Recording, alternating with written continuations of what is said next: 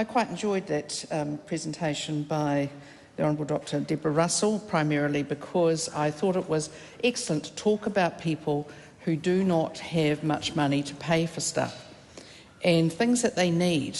And I want to do that too. I want to talk about people who genuinely cannot pay their mortgage, or people who genuinely are striving to pay their rent.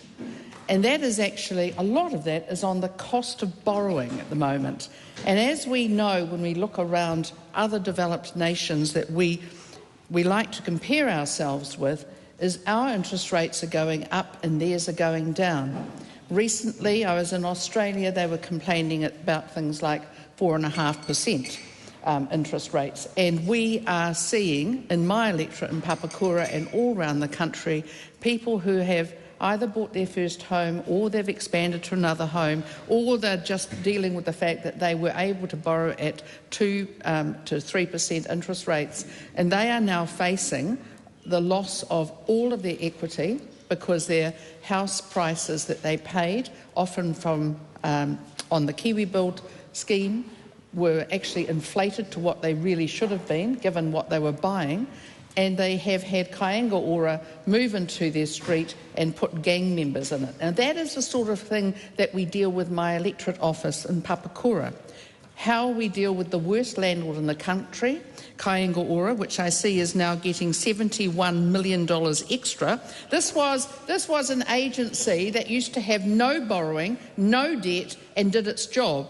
It is now so in debt, around $14 billion, I understand, and not doing its job. It is now the worst landlord in the country, and unfortunately now the worst neighbour in the country. We have now a situation where people can't pay their bills. But what we should do is keep these sorts of things like prescription charges, the $5 co-payment, which I can certainly afford to pay, and I think every Member of Parliament should be able to pay for themselves and for their immediate family, particularly those living with them in their own home, rather than charging them extra power or something for their room. It is very important that we do our bit for that.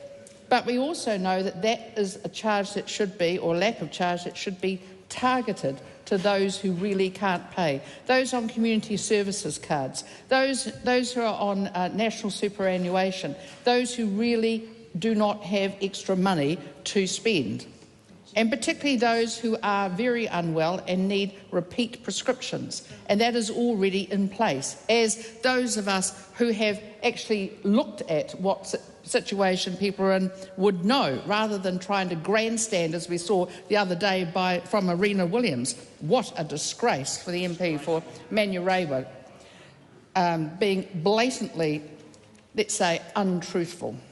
Mr. Speaker has, of course, reminded me of what I really feel about this, which is how despicable it is coming out and talking about a father having to choose between paying for a $5 prescription or pay for heating his room, when the room is in that Member of Parliament's own home. It is an absolute disgrace, and I am very pleased that somebody in the media has finally picked it up.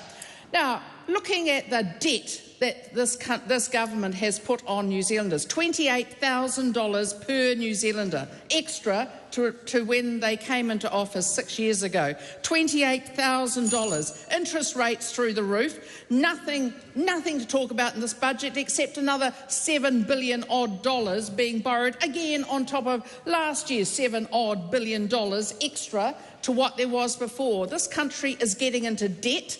One of the worst finance minister that I can recall, and I remember a Labour Party person shouting out the other time I said that, well, what about Rob Muldoon? Well, I tell them this, at least Rob Muldoon got some hydro schemes built, and everything else built that's running our renewable energy. Had some faults, but I say this, at least he got something done. This government has been treating money as though it's confetti, throwing it around, not wondering about targeting, trying to get as many people as possible on taxpayer money.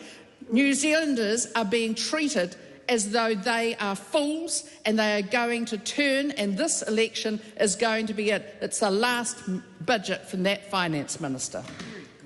Thank you. Simeon Brown.